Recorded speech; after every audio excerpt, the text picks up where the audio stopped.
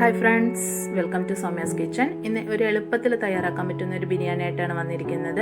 അധികം ഇൻഗ്രീഡിയൻസ് ഒന്നും ചേർക്കാണ്ട് ടേസ്റ്റി ആയിട്ട് ഒരു ബിരിയാണി എങ്ങനെ തയ്യാറാക്കാം അതാണ് ചെയ്യുന്നത്. അപ്പോൾ ആദ്യമായിട്ടാണ് വീഡിയോ കാണുന്നതെങ്കിൽ ഒന്ന് സബ്സ്ക്രൈബ് ചെയ്യുക, കൂടെ ആ ബെല്ലൈക്കണും കൂടി ക്ലിക്ക് ചെയ്യാൻ.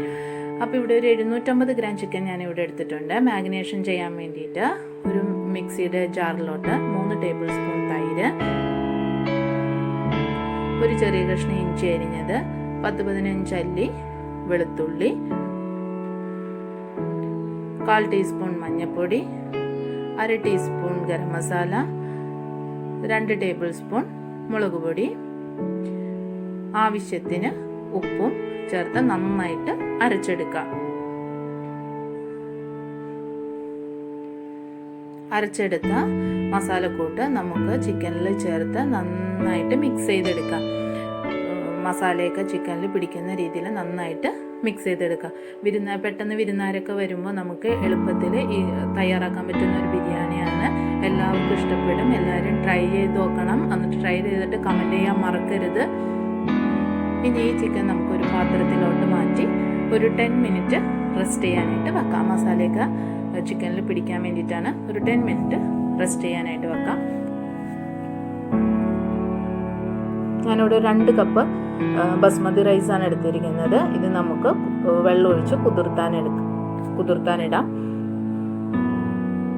ഇനി ഒരു പാൻ വെച്ച് 3-4 ടേബിൾ സ്പൂൺ സൺഫ്ലവർ ഓയിൽ ഒഴിക്കുക. കോക്കനട്ട് ഓയിൽ ഒഴിക്കരുത്, സൺഫ്ലവർ ഓയിൽ ഒഴിക്കുക. 1 കപ്പ് സവാള ചേർത്ത് നന്നായിട്ട് ഗോൾഡൻ ബ്രൗൺ നിറമാവുന്നവരെ വഴറ്റിയെടുക്കുക. ഇത് ഓപ്ഷണലാണ്, ഇത് ഡെക്കറേഷന് വേണ്ടിയിട്ടാണ് നമ്മൾ ചെയ്യുന്നത്. നന്നായിട്ട് ഗോൾഡൻ ബ്രൗൺ നിറമായിട്ടുണ്ട്.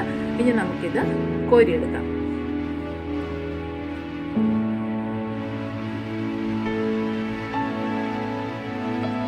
ഇതേ എണ്ണയിലോട്ട് തന്നെ നമുക്ക് മാഗ്നേറ്റ് ചെയ്ത് വെച്ചിരിക്കുന്ന ചിക്കൻ ചേർത്ത് ഫ്രൈ ചെയ്തെടുക്കാം. തിരിച്ചും മറിച്ചോട്ട് ഒന്ന് ഫ്രൈ ചെയ്തെടുക്കാം. ഒരു 75% ചിക്കൻ വെന്താൽ മതി. ബാക്കി നമ്മൾ ദമ്മിടുമ്പോൾ വെന്തോളും. ഒരു 75% ഫ്രൈ ആക്കി എടുത്താൽ മതി. ഇനി നമ്മൾ കുതിർത്താനിട്ടിരിക്കുന്ന അരി സ്ട്രെയിൻ ചെയ്തെടുക്കാം. നമ്മുടെ ചിക്കൻ ഫ്രൈ ആയി വന്നിട്ടുണ്ട്. ഇത് നമുക്ക് കോരി മാറ്റാം.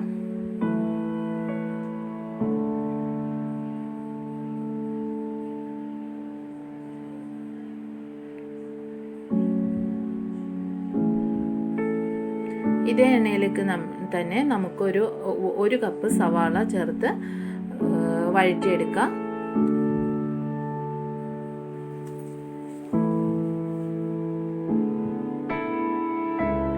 നന്നായി വഴന്നു വന്നിട്ടുണ്ട്. ഇതിലേക്ക് നമ്മൾ കഴുകി വൃത്തിയാക്കി വെച്ചിരിക്കുന്ന അരി ചേർത്ത് ഒന്ന് മിക്സ് ചെയ്യാം.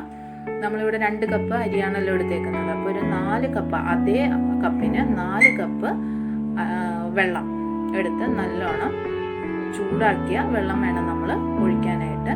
നന്നായിട്ട് മിക്സ് ചെയ്യുക. ഇതിലേക്ക് ആവശ്യത്തിന് ഉപ്പും ഒരു ചെറുനാരങ്ങയുടെ നീരും ചേർത്ത് നന്നായിട്ട് വെട്ടിത്തിളപ്പിക്കാം.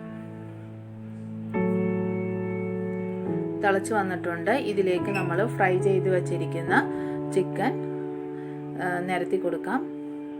ഇതുപോലെ നമുക്ക് ഓരോ പീസ് അരിയുടെ മുകളിലോട്ട് നിരത്തി കൊടുക്കാം. നന്നായി തിളച്ച് വന്നിട്ടുണ്ട്. ഇത് നമുക്ക് മൂടി വയ്ക്കാം. ലോ ഫ്ലെയിമിലിട്ട് ഒരു 15 മിനിറ്റ് നമുക്ക് വെയിറ്റ് ചെയ്യാം. 15 മിനിറ്റ് കഴിഞ്ഞിട്ടുണ്ട്. നമുക്കിത് തുറന്ന് നോക്കാം. എന്നാ സ്മെല്ലാണ്, നല്ല സ്മെല്ല്, ബിരിയാണിയുടെ സ്മെല്ലാണ് വരുന്നത്. നമ്മുടെ ബിരിയാണി ഏകദേശം റെഡി ആയിട്ടുണ്ട്. ഇതിലേക്ക് മല്ലിയില അരിഞ്ഞതും പുതിനയില അരിഞ്ഞതും വിതറി കൊടുക്കാം. നല്ല സ്മെല്ലാണ് കേട്ടോ, ബിരിയാണിയുടെ സ്മെല്ലാണ് വരുന്നത്. 1/2 ടീസ്പൂൺ ഗരം മസാല പൊടി ഒന്ന് തൂക്കിക്കൊടുക്കുക. ഫ്രൈ ചെയ്ത് വെച്ചിരിക്കുന്ന സവാള, ഇത് ഓപ്ഷണലാണ്, ഇത് വേണ്ടെങ്കിൽ കുഴപ്പമൊന്നുമില്ല.